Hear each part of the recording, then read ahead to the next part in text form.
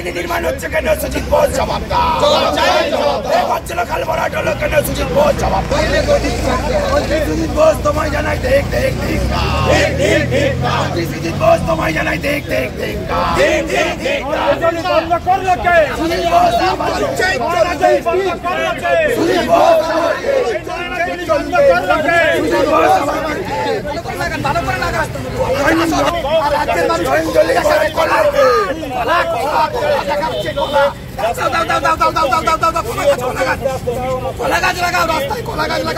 সাধারণ মানুষ ভুগবে আর তৃণমূল কংগ্রেস ট্যাক্সের টাকা নিয়ে পশ্চিমবঙ্গের সর্বদম মানুষ চাইছে যে পশ্চিমবঙ্গের সার্বিক উন্নয়ন।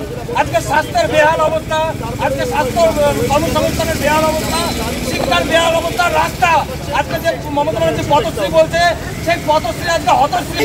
সাধারণ মানুষ যেভাবে আজকে ভোগান্তি হচ্ছে, 5 মাসের একটা সন্তান শিশু কন্যা মারা গেছে এই দ্বন্দ্ব এই উত্তরবঙ্গ মিউনিসিপ্যালিটিতে কি উত্তর দেবেন? বাচ্চা এখন রাস্তা খারাপের জন্য রাজ্যের মানুষকে লোকটি মারা গেল কার তাই কার মুখপাত্র কুণাল ঘোষ বলছেন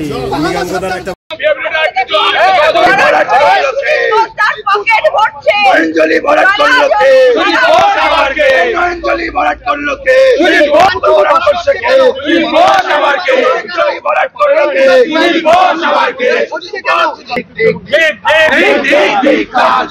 তোমায় জানাই দেখ দেখ দেখ জঙ্গলমন্ত্রী তোমায় জানাই দেখ দেখ দেখ অবিলম্বে বাংলাদেশকে তোমাকে কৈফিয়ত দিতে হবে।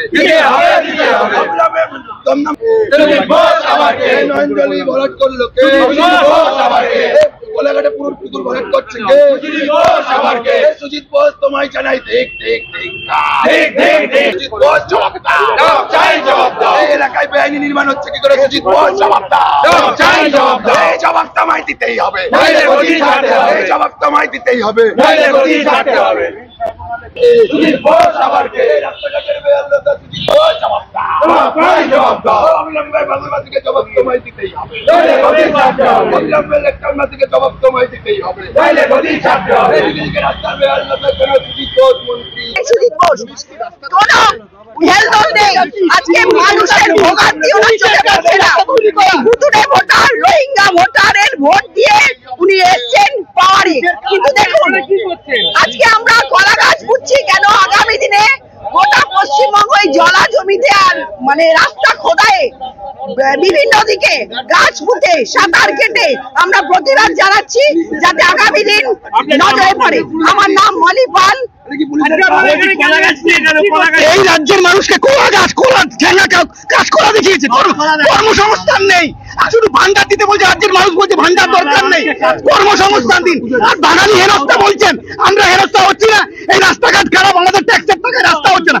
বাঙালি হেনস্থা এটা নয়, এটা হেনস্থা নয়, শুধু মিথ্যা কথা, শুধু নাটক। রাস্তায় কলা বাগান তৈরি হবে।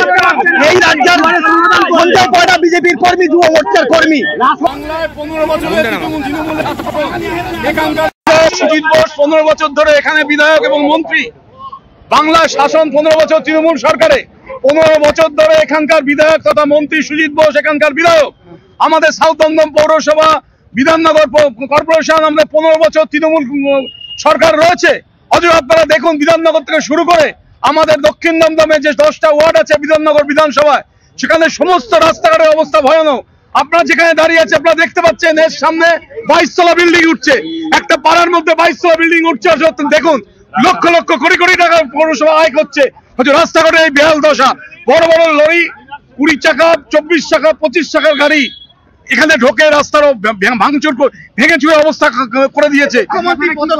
আমরা এখানে প্রতীকী আমরা এখানে আন্দোলন করছি, আমরা এখানে আন্দোলন করছি রাস্তাঘাট সারাইয়ের দাবিতে। আমরা এখানে কলা গাছ পুঁতলাম সারা বাংলার মানুষকে, যে মমতা নিজে কলা দেখিয়েছে, তাই আমরা কলা গাছ পুঁতে আমরা এই প্রতিবাদ করলাম যে আগামী দিনে যাদের মানুষ যাতে চলাফেরার রাস্তা থাকে এবং যানবাহন চলাচলের মতো উপযুক্ত পরিবেশ থাকে। মৃগাঙ্ক ভট্টাচার্য ভারতীয় জনতা পার্টি আন্দোলন